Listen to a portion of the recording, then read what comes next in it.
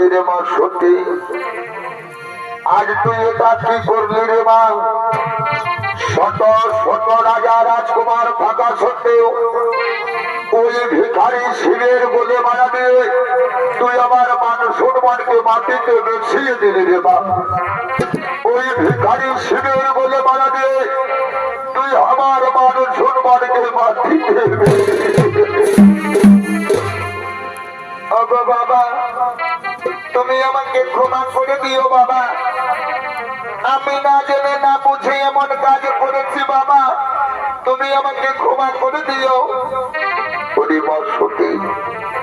তুই বুঝবি না রে মা, তোকে কন্যা রূপে পাওয়ার জন্য আমি কত দেবতার কাছে মানত করেছিলাম রে মা।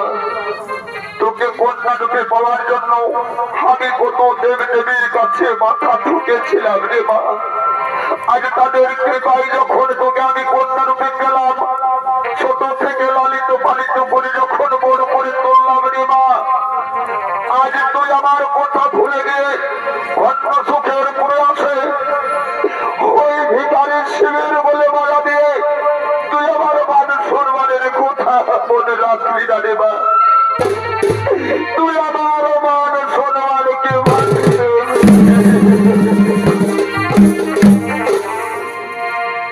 বাবা, তুমি আমাকে ক্ষমা করে দিও না বাবা, তুমি আমাকে ক্ষমা করে দিও। আর হাতে ধরে পায়ে পড়ে